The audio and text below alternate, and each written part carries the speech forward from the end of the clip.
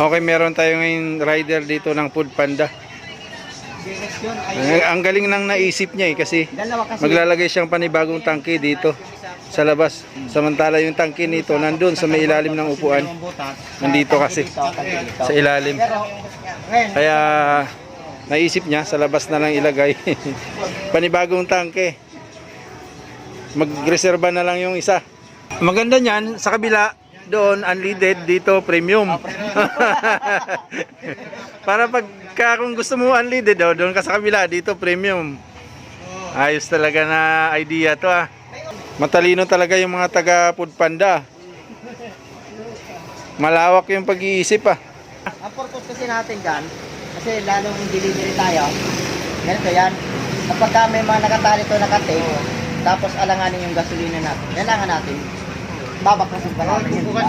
So para hindi na tayo magbaklas, hindi tayo maabala, kaya naisipan natin maglagay ng tangke dito para dito na tayo magagas, para yung biyahe natin tuloy-tuloy, tuloy-tuloy tayo. Oo. Kasi para yung customer natin matutuwa naman sa atin, hindi tayo natatagalan, diba?